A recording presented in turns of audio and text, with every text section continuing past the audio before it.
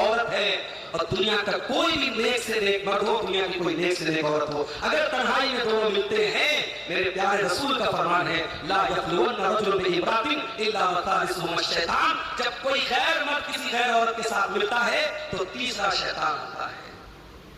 इसलिए social media इस्तेमाल करने वाली मेरी बहनें कान खोल के सुन लें, ये इंस्टाग्राम पर, ये फेसबुक पर, ये व्हाट्सएप पर इस्लाम के नाम पे जो दोस्ती हो रही है, मसले मसाइल के नाम पे जो फ्री हो रहे हो, हलाल हराम के नाम पे जो फ्री हो, बंद करोगे बदतमीजी, बंद करोगे बेहूदगी।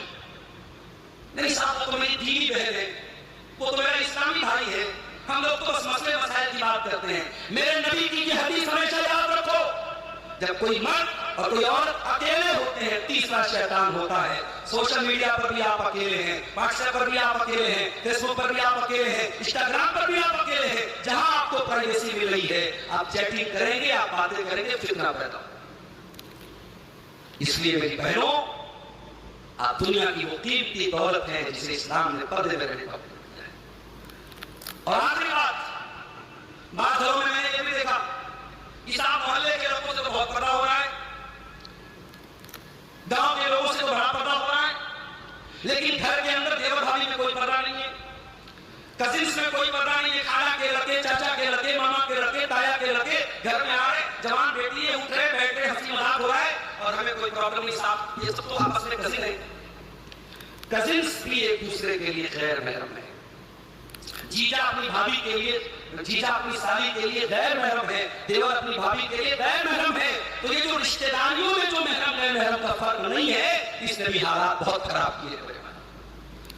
इसलिए मेरे अजीजों, इख्तिलाफ के फितने को रोकना है तो पहले उसके चोर दरवाजों को रोको, पहले इस बेहयाई को रोको, इस बेपर्दगी को रोको। ये आपका दरभंगा शहर, ये मधुबनी शहर, ये आपके ये इलाके, अल्हम्दुलिल्लाह मुसलमानों की एक बड़ी बस्तियां, मुसलमानों की एक बड़ी आबादी है यहाँ। लेकिन बस्तियों की आबादियों में हम मुसलमान लड़कियों को रास्ते में हंस के हमारे पर बात करते हुए देखते हैं, जब हमको होटलों और रेस्टोरेंट में किसी के साथ बेहयाई करते हुए देखते हैं, वल्लाह हमारे कलेजे चलनी होते हैं, हमारे दिलों को तकलीफ होती है कि ये कौम कहाँ जा रही है, इस कौम की लड़कियां कहाँ जा रही है। और सबसे बढ़ करके अगर कौम की लड़कियां ये काम कर रही है तो कौम के जो मर्द हज़रात हैं, जो घरों के गार्जियन हज़रात हैं, वो क्या काम कर रहे हैं। वल्लाह वो मर्द तय्यूस है, वो मर्द बेगैरत है, वो मर्द बेहया और बेशर्म है, जिसके घर की औरतें बेपर्दगी करें और उसको कोई फर्क न पड़े। अल्लाह के नबी की आखिरी हदीस की बात खत्म करता हूं। अल्लाह के प्यारे नबी सल्लल्लाहु अलैहि वसल्लम फरमाया कि 3 लोग ऐसे होंगे जिनकी तरफ कयामत के दिन अल्लाह ताला न तो देखेगा, न बातचीत करेगा,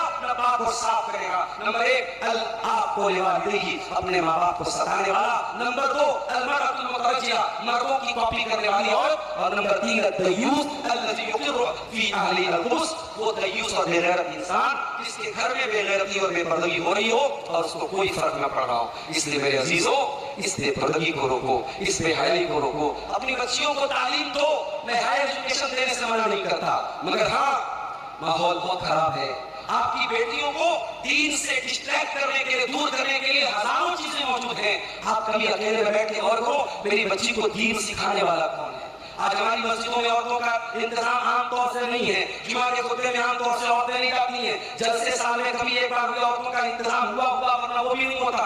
हमारे घर की औरतों को दीन की तालीम ना के बराबर मिल रही है, दीन से दूर करने वाली चीजें कदम कदम पे मिल रही है और दीन की तालीम ना के बराबर मिल रही है। इस पर बैठ करके सर जोड़ के मेरे भाइयों, मुझे बड़ी खुशी हुई। हमारे बहुत मायानाज मुक़र्रिर हैं शेख अब्दुल्ला सालिम चौधरी साहब तशरीफ ला चुके हैं।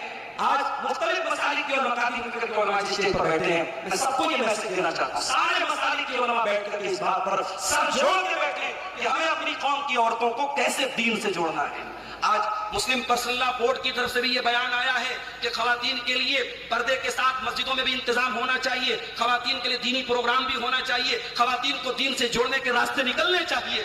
आज इस चीज की अहमियत को तमाम मसालिक के उलमा ने महसूस किया है। मेरे भाइयों, इस स्टेज से ये पैगाम भी मैं आपको देना चाहता हूँ कि फितने इर्तिदाद से अगर रोकना है अपनी कौम की बच्चियों को तो हमें दीनी तालीम से अपनी बच्चियों को लेस करना पड़ेगा। पर्दे का जो शरई मतलब है उसको अपने घर में लागू करना पड़ेगा। इंशाअल्लाह अगर इन तालीमात पर हम अमल करेंगे, इंशाअल्लाह माशरे की तस्वीर बदलेगी। अल्लाह से दुआ है रब्बुल आलमीन हमारी कौम की बच्चियों को इस फितने से महफूज रखे। रब्बुल आलमीन हमें हमारी बहनों को इस्लामी पर्दे को अपनाने की तौफीक अता फरमाए। आज की ये कॉन्फ्रेंस इन भाइयों की मेहनत और कोशिश और ताउन से मुनक़िद हुई है। अल्लाह उनके मालो मनाल अहल व अयाल और इल्म व अमल में बरकत अता फरमाए। अल्लाह इस कोशिश को कबूल फरमाए। हम सबका मिलना जुलना बैठना और जमा होना अल्लाह कबूल फरमाए। अल्लाह हम सबको ईमान पर कायम रखे और ईमान पर हम सबका खात्मा हो।